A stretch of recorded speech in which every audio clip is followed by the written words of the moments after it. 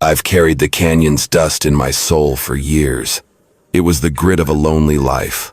A life I'd chosen for myself after the world I'd known had crumbled. New Mexico Territory, late autumn 1882. The sun was a hammer on the wide, pale blue sky, and the air was so dry it felt brittle. My name is Jedediah Vance, and my trade was the humming of copper wire. It wasn't a glorious job, just a quiet, endless cycle of riding the line, splicing breaks, and hammering pins into rotting posts. I was a man of routines, and on that day my routine was all I had. I guided my mule, old Samson, along a cut in the terrain, my eyes tracking the telegraph poles. The wire sagged ahead, another fix for the list. I pulled Samson to a stop and took a long drink from my canteen. The water was warm, but it was enough. As I walked the ridge, watching for any sign of trouble, I looked out over the slope and saw something that froze me to the bone. 80 yards out, near a patch of brutal-looking yucca, a figure was staked to the ground. Arms behind a post, knees buckled, head bowed low. Not moving. My heart, a thing I thought had long since turned to stone, gave a hard, cold jolt. I checked the horizon, right then left a habit forged in a different kind of life. No other riders. No wagons. Nothing but sun-scorched earth and the vast empty sky. My hand found the stock of my rifle, and I unhooked it without a sound. I whistled low for Samson to follow and began walking. The wind carried the scent of dry grass and something else faint but bitter. Flies thick and buzzing swarmed the figure. As I got closer, the terrible truth sharpened into focus. It was a woman, an Apache woman.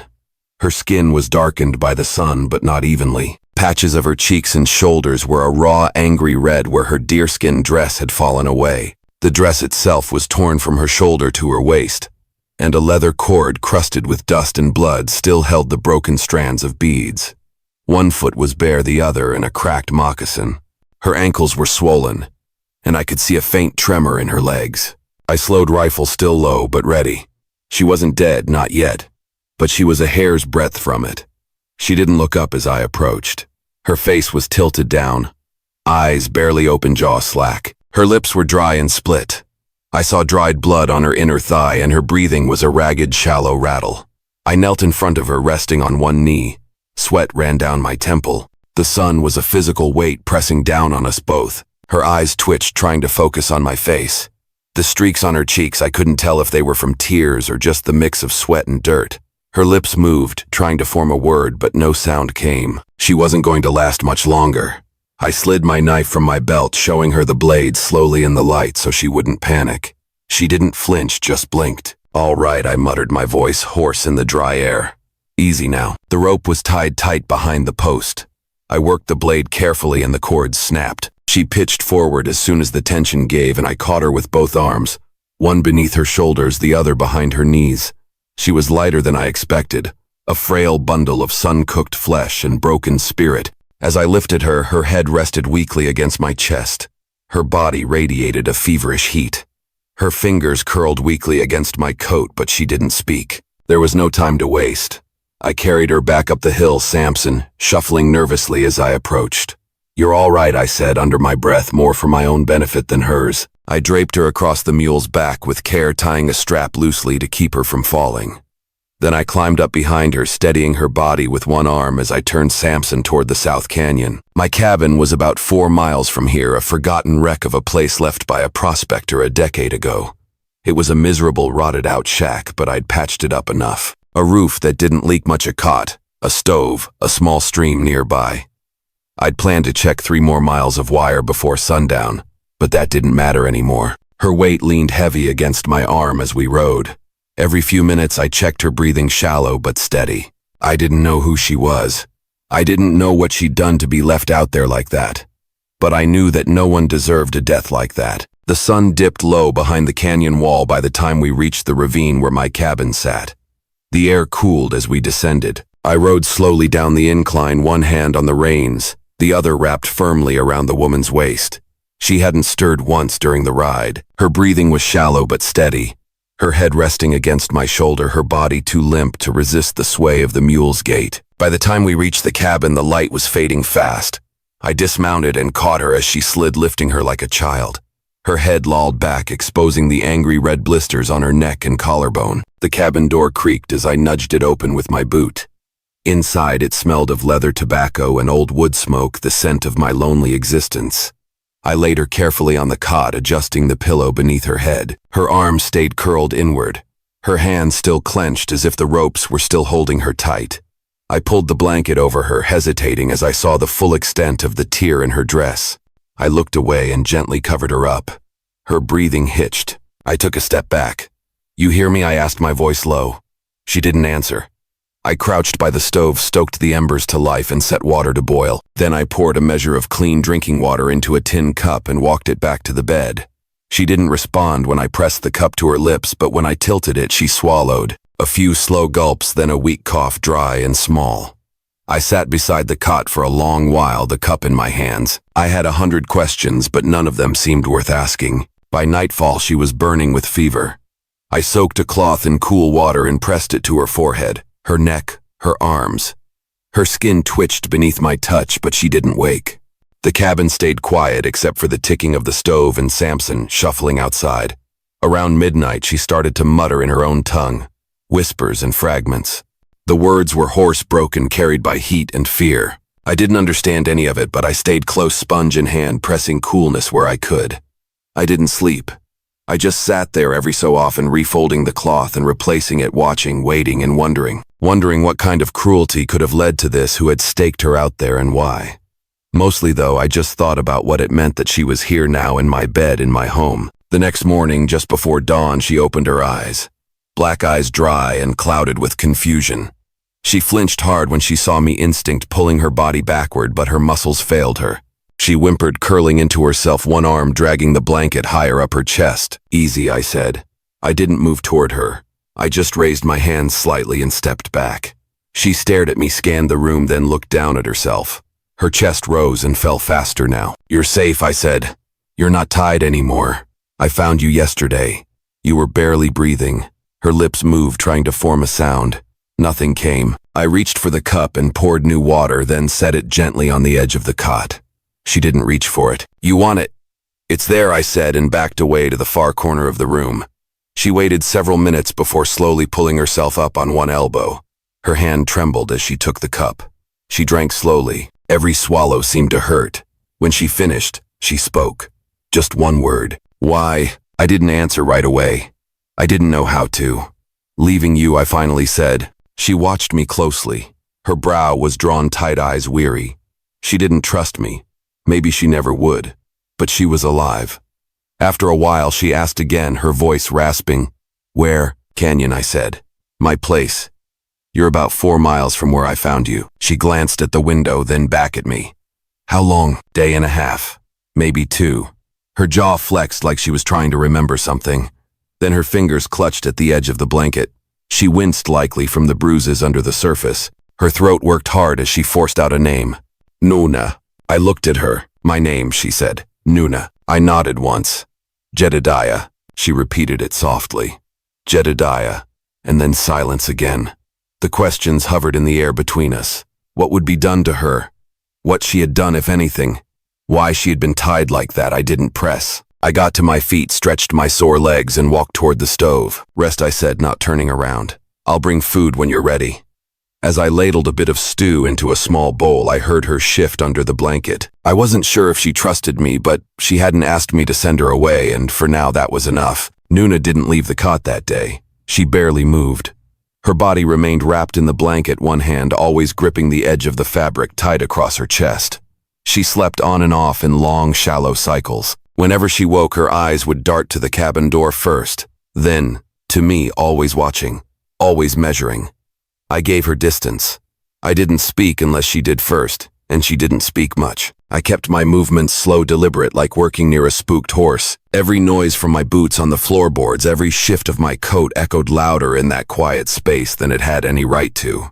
She flinched more than once. When she slept, I sat outside on the stoop, cleaning the grit from my tools or mending the old leather strap on a saddlebag. The mule grazed lazily nearby. The canyon was silent, except for the breeze shifting through dried brush and the faint creak beyond the ridge. In the late afternoon, I stepped back inside and placed a tin bowl of cooked beans and cornbread on the table near the cot. Nuna was awake.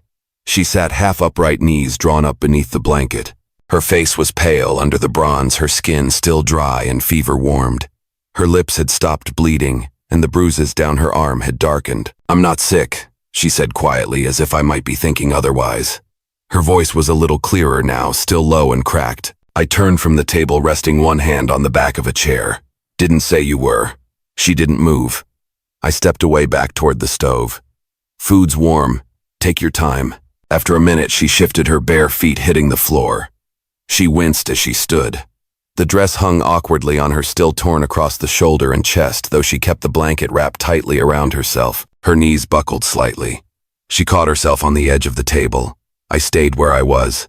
Nuna picked up the spoon and ate slowly, eyes locked on the bowl. "Was it your tribe?" I asked, my voice as quiet as I could make it. "Why they did it?" She paused but didn't look at me. "Yes." She waited. "They said I brought sickness," she added a moment later. "Bad luck. Unclean." I said nothing. Nuna set the spoon down after 3 bites.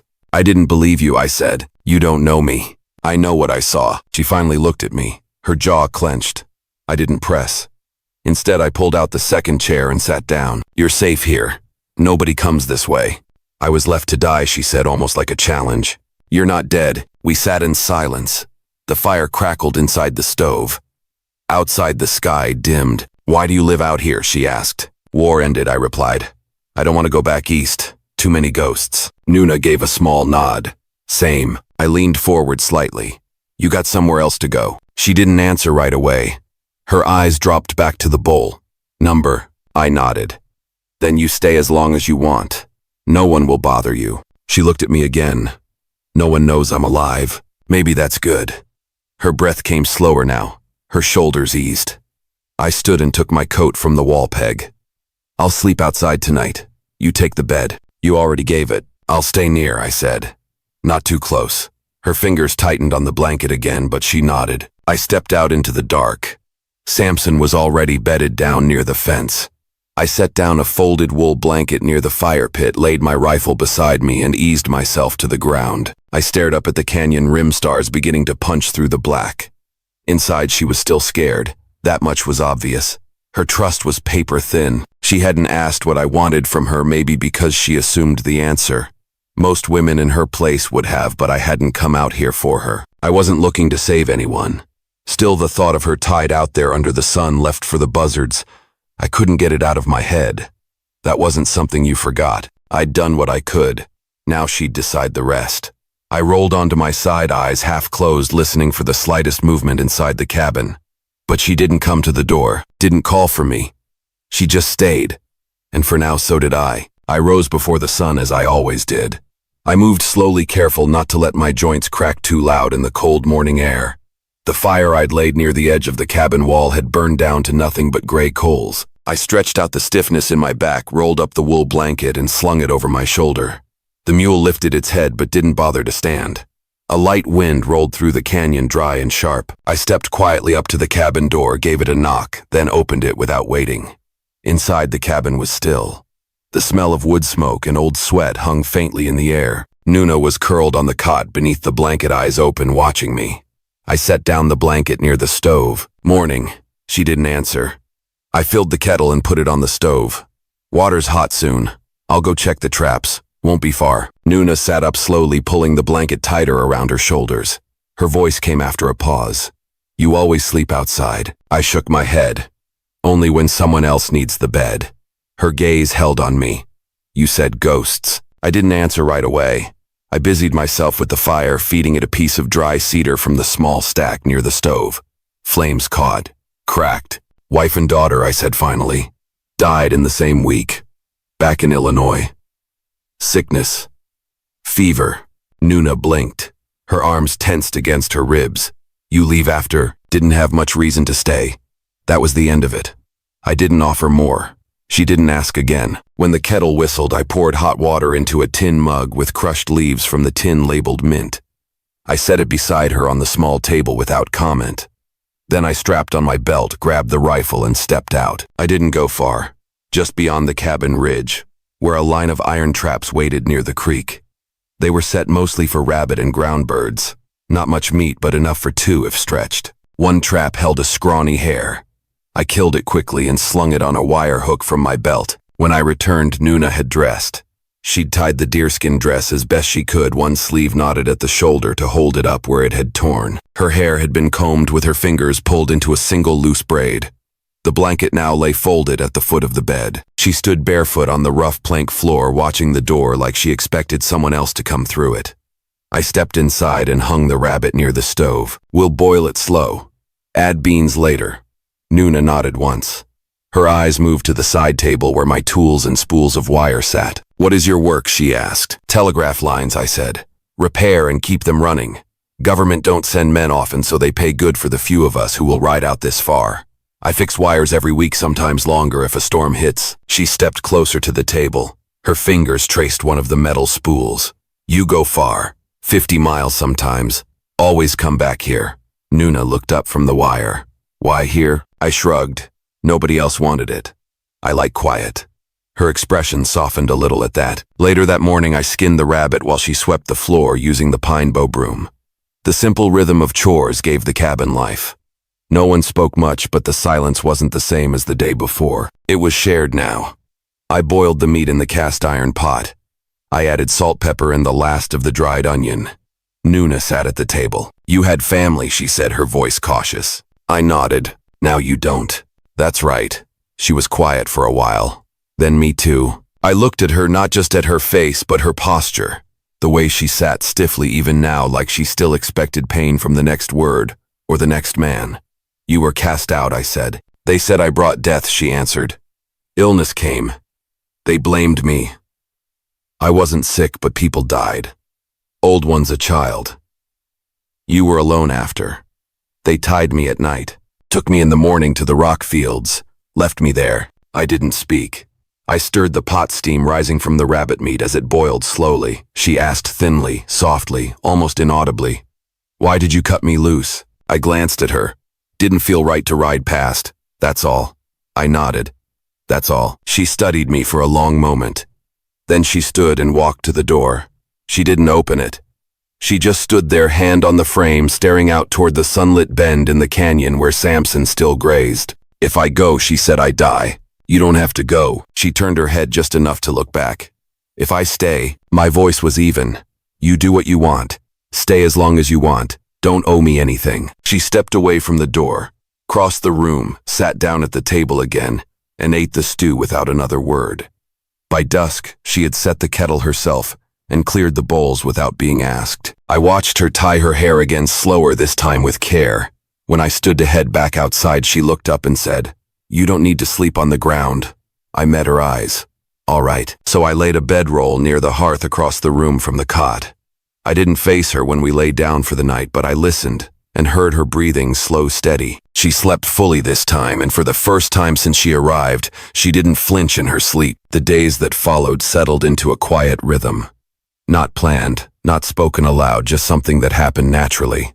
I would rise early, boil water, tend to the mule, check the wire line up the southern ridge. Nuna would rise after, slower, more careful with her steps, but steadier now.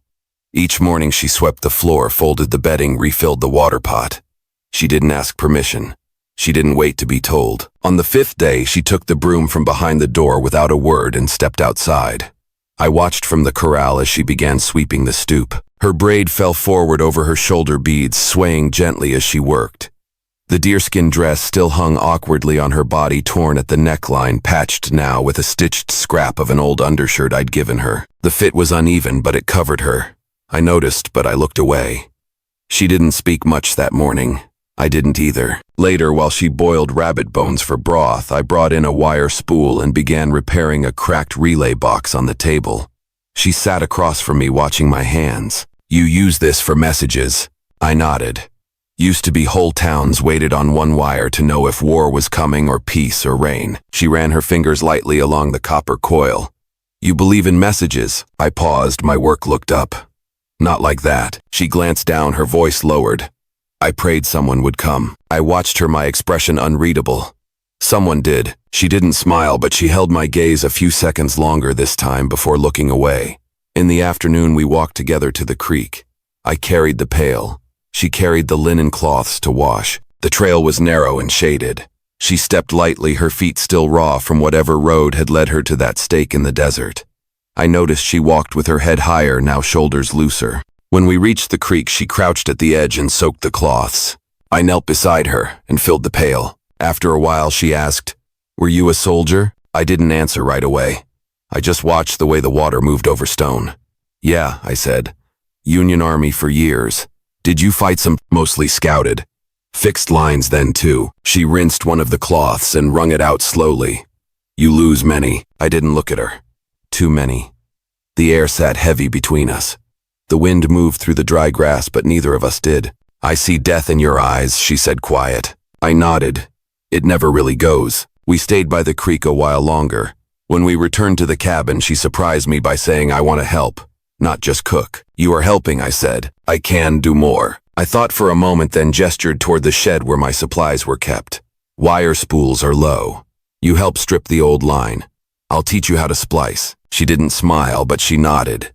That afternoon, we worked together for the first time. I showed her how to use the pliers to cut lengths of old wire, how to scrape the rust, how to coil and tie sections that could be reused. She picked it up fast enough that I had to slow myself down to match her pace. Her fingers were nimble, her movements careful, focused. When the sun dipped behind the canyon wall, I stepped back and watched her finish tying a bundle of wire. "You learned quick." She stood wiping her hands on her dress. I watched. I remember things. We walked back to the cabin side by side. No words, just shared ground under our boots. That night she didn't go to bed first.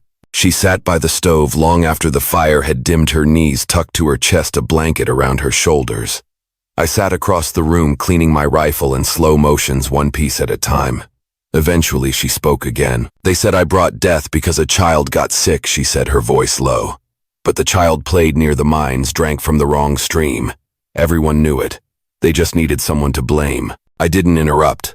My mother stayed silent. My brother didn't come. They didn't even tie the ropes themselves. They made me walk. She took a breath. "They said if the desert didn't take me, I must be cursed." I set the rifle down on the table.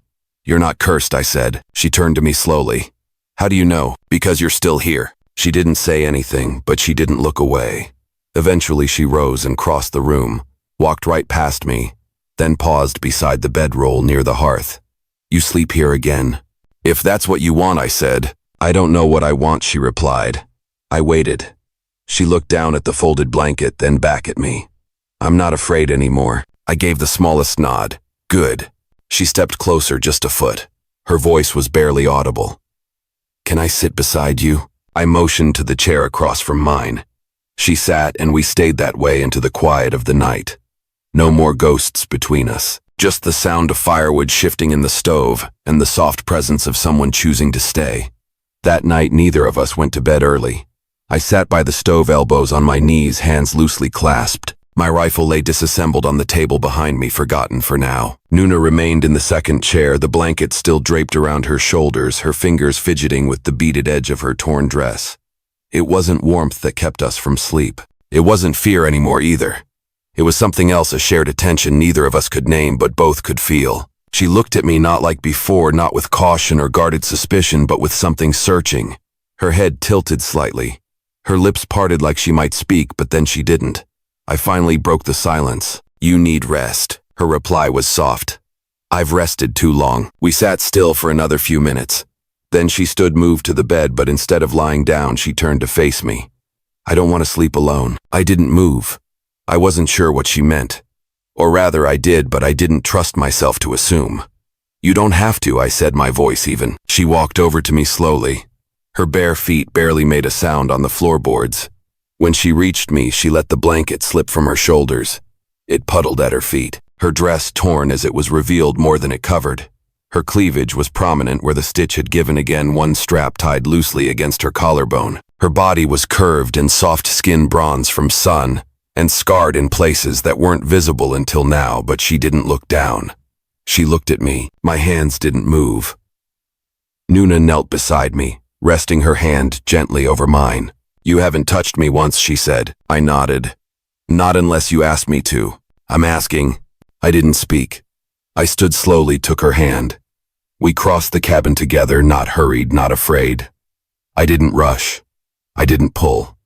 She led me to the cot and sat down first, pulling me with her. There was no urgency to it, no heat or hunger, just a quiet need, a human closeness. Our lips touched soft tentative. She rested her forehead on mine. Her breathing was calm. My hand brushed her hair aside, traced the curve of her jaw. She leaned into me. We lay down together. When I undid the tie of her dress, she helped me. When she touched the buttons of my shirt, I let her. We moved under the blanket in silence. Nothing forced, nothing spoken. Her breath caught once and my arms tightened gently around her. She pressed her mouth to my shoulder, trembling. It wasn't about passion.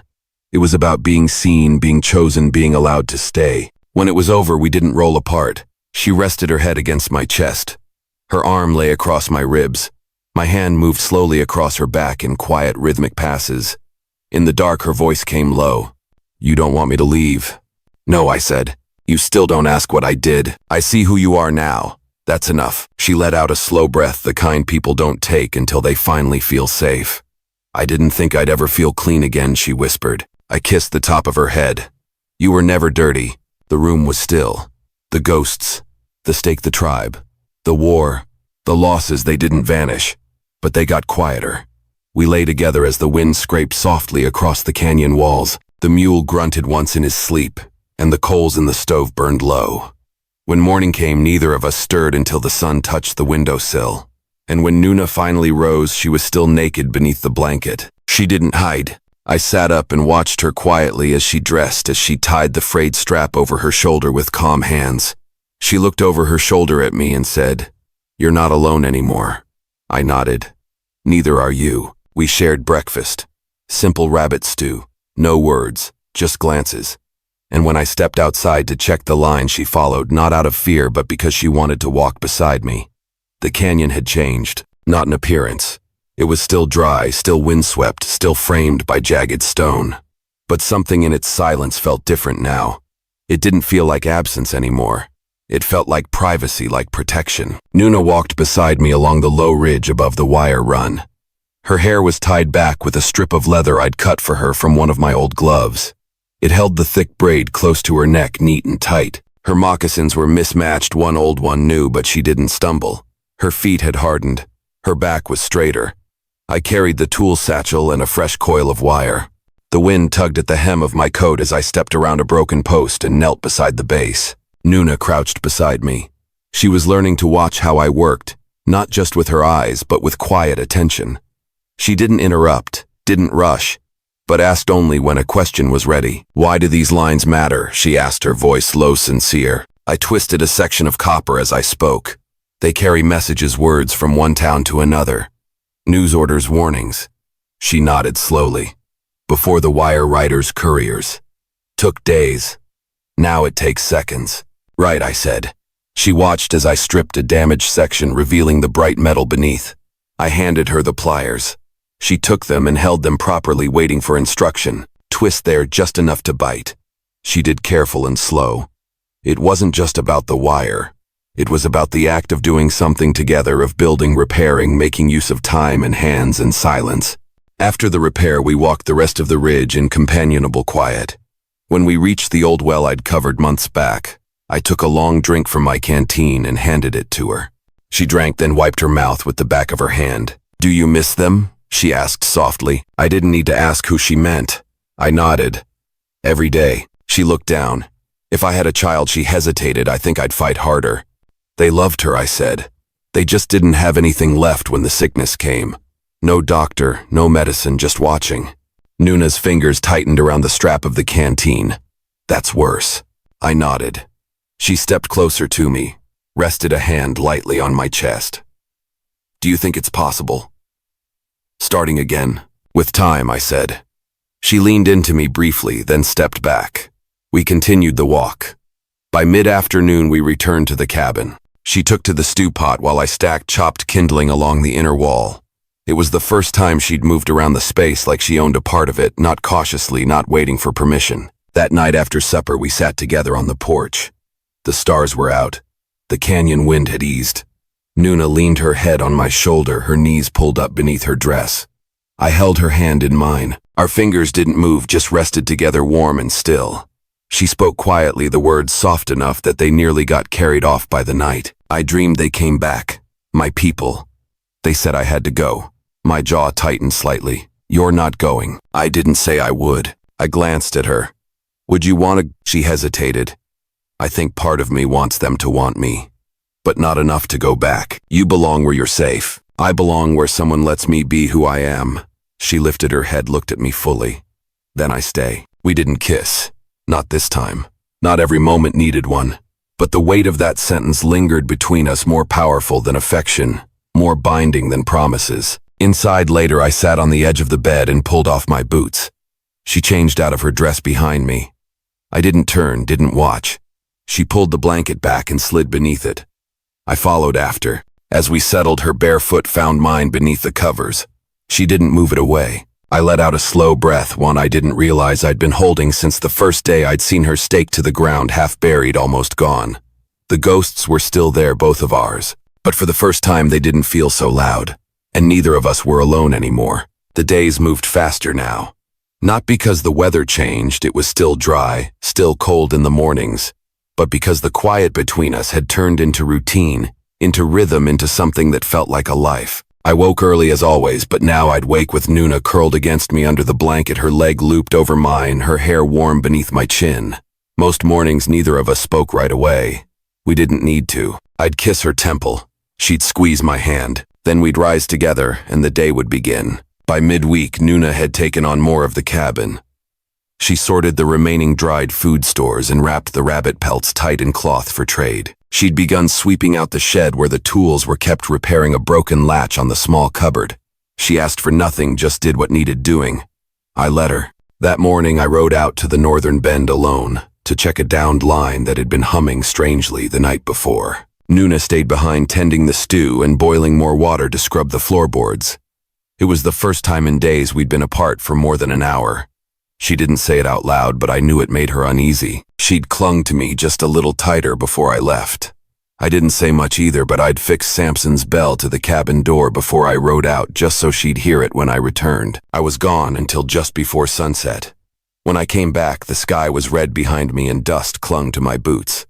Samson was tired. I dismounted, untied the saddlebag, and slung it over my shoulder. Nuna met me at the door. She didn't speak. She just opened it for me. And when I stepped inside, her arms went around my waist. I rested my chin on her head. All clear. No breaks. She didn't let go. Not yet.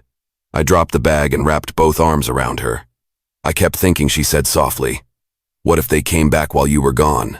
They didn't. I know, she said. But still. I kissed her forehead. I won't leave long again. She nodded. That night after supper, I brought out the pouch I'd traded for in town 3 days prior and placed it on the table between us. She looked at me curious. Go ahead, I said. She untied the string. Inside were sewing needles, colored thread, and a fresh piece of soft deer hide. Her fingers hovered over the items. You trade for this. I nodded. Figured you'd want to mend that dress proper. Maybe make something warmer. Her throat worked hard before she spoke. No one ever brought me anything like this before. You weren't mine to bring it to, I said. Now you are. She looked up at me then, eyes wide, unblinking. Then she came around the table and kissed me firm, slow, deeply. When we parted, she rested her forehead against mine. Say it again. You're mine, she whispered. That night, as we lay in bed, she reached for my hand and guided it gently down over her belly. I think she said quietly, I might be carrying. The words came out fragile, like they could break if handled wrong. I didn't move at first. My hand remained still against her stomach. Then I swallowed once and looked at her. You sure? I've missed 2 moons and I feel different. I shifted to face her fully, one hand cupping her cheek. You scared? She nodded slightly. Not of the child. Just if it's true, I don't want to do it alone. You won't, I said. She closed her eyes. A tear slipped out and ran along her temple. I never thought I'd be a mother, she whispered. Not after what they said about me. What they called me. They were wrong. She opened her eyes. Do you want it? I want anything that comes with you, I said, plain and certain. She exhaled softly, a tremor passing through her. Outside, the wind howled once through the canyon, but inside the cabin felt solid. Still, that night we didn't make love. We just lay close, holding each other. My hand rested gently over her belly, and Nuna for the first time slept without waking once. The frost came early that year. By late October, mornings were coated in a thin silver sheet across the porch railing, and Samson's breath rose like smoke in the dim light before dawn. The creek slowed to a trickle, and the wind carried the bite of the mountains. But inside the cabin, things were different, warmer. Nuna stood barefoot near the stove, wrapped in a thicker dress she'd sewn herself from the deer hide I had traded for weeks earlier. It fit her better than anything she'd ever worn, hugging her hips, the neckline clean but still low enough to keep from feeling confined. Her belly had begun to swell. Not much, but enough that her hands now lingered there throughout the day, half conscious of the new life growing inside her. I watched her from the workbench, rubbing oil into my old Henry rifle. I didn't say much, I never did, but my eyes stayed on her longer now, less guarded, less afraid. I'd started sleeping through the night again. She turned toward me now, holding up the small moccasin she'd finished stitching. "Second one will take longer," she said, smiling faintly. "I keep redoing the heel." I chuckled. "They'll be walking crooked anyway. That's just babies." She smiled wider at that, then stepped toward me and placed the tiny shoe on the shelf above the stove next to the carved spoon I'd made from cottonwood. It looked like it belonged there. Everything did now. Later that morning, we loaded Samson and rode into the nearest settlement, Cold Brush Junction. It wasn't much, just a general store, a saloon, and a station where riders passed through once every 2 weeks. But it was the closest place with supplies, and we hadn't left the canyon in months. The moment we stepped off the trail and into town, eyes followed us. A white man and an Apache woman holding hands, riding side by side. No one said anything to our faces, but Nuna saw the way some mouths tightened, the way shoulders shifted. She lowered her gaze. I noticed. I stepped closer. "You're with me," I said low in her ear. "Let them look." We entered the general store together. The owner, a bearded man with a crooked leg, looked up from behind the counter and stiffened when he saw Nuna. I set down our list. "We'll need flour beans, dried fruit, soap, 2 pounds of salt, and a copper kettle if you've got it." The man didn't move. "She with you?" "She's my wife." The word landed like a dropped hammer. The man blinked, then nodded slowly and started packing the order.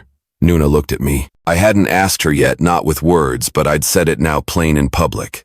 On the way out, she stopped me by the mule. "You said wife." I meant it. Her hand found mine. Her voice didn't shake.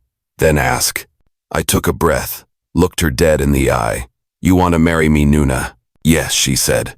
"I already have." We didn't wait for a preacher. Back at the cabin, she took a strip of my coat lining and tied it around my wrist.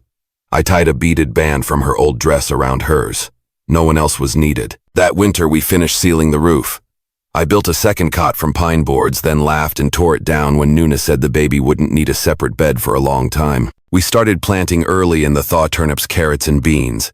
She laid out a circle of stones near the front door where herbs could grow in spring. Samson got fat, and the cabin, once half forgotten in a canyon no one used, began to feel like a home that had been waiting for us all along. One evening, months later, Nuna sat on the porch wrapped in a wool blanket, belly full and round. Her feet rested in my lap while I whittled a toy from a cedar branch. "You never told me her name," she said. I looked up.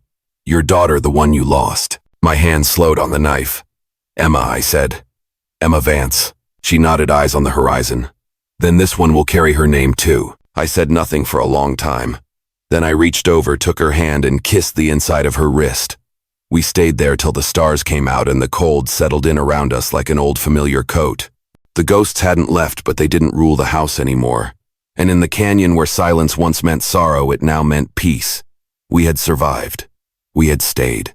And we had built something that could not be taken away. Enjoying these epic Wild West stories? Hit subscribe for more gripping tales of bravery, conflict, and unexpected heroes.